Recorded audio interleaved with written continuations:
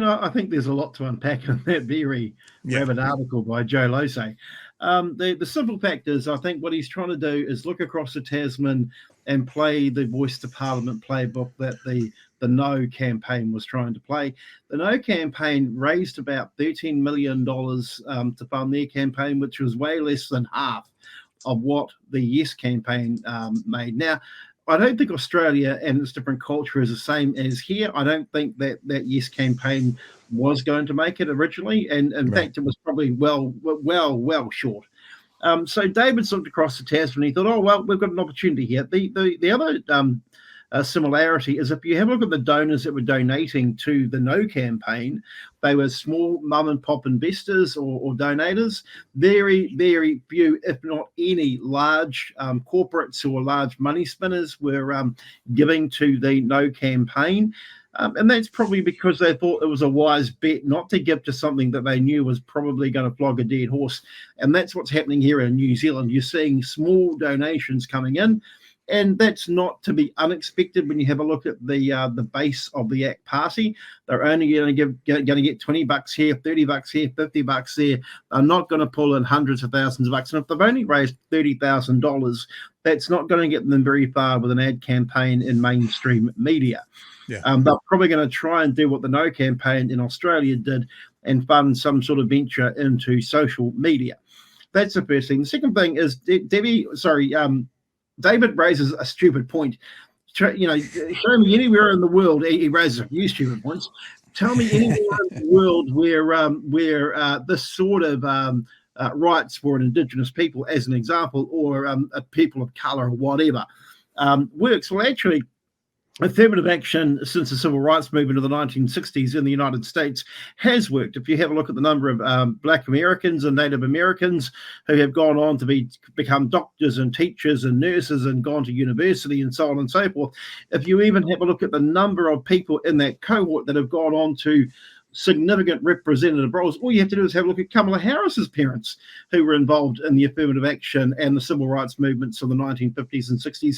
Then also have a look again just over the Tasman at what's gone on with affirmative action and the rise in numbers of Aboriginal and Torres Strait Islander peoples through university and so on and so on. So David must live in a land where fantasy rules, where you pop some Skittles in your mouth and shit a rainbow.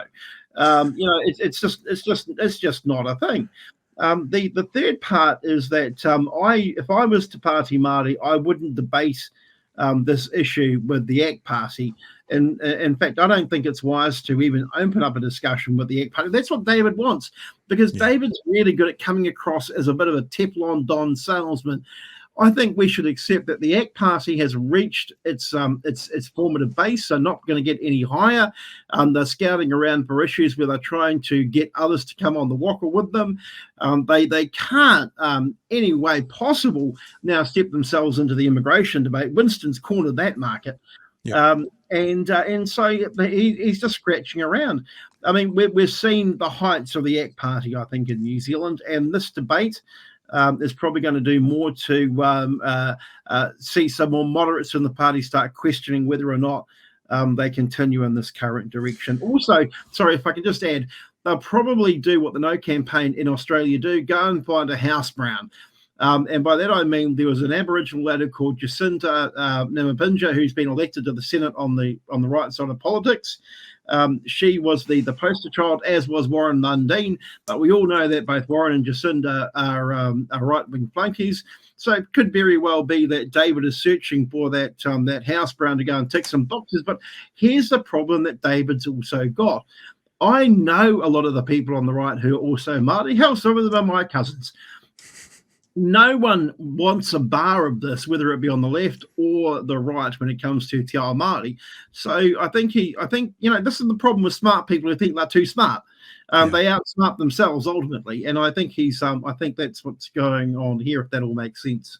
It's that idea of people who are smart enough to get themselves in trouble, but not smart enough to know when they're in way over their heads. Well, it's the whole adage, hey guys, about buying into your own PR. You believe yourself so much. Next minute, you're wrapped in gold and flying with silk tails, but it's still a skittle you put in your mouth and you shed out the rainbow out the back. It's not a real thing. Unicorns are not real. What I hear you saying is you think they've reached critical mass already and they need to go find more. Chewy, thoughts, mate? We had another term when you'd say that someone liked their own PR. He loves the smell of his own farts. And look, I think drawing a line between what Seymour is trying to kick off here and what happened over in Australia with The Voice is very, very accurate, because Atlas had their fingerprints all over that as well. And that kicked off an incredibly ugly debate. And that was, we always say Australia's a little bit behind us on race relations, 10, 20, 30, 40 years. But that was hideous. It was hideous to watch. And the thought of the same thing here happening just makes my blood run cold. What David seems to do is always make that analogy of, guys, I'm just saying that everyone's equal and there's nothing wrong with that. What if it was the Scottish? Or, I saw him talking in a piece today about stopping people or having karakia at the start of the day.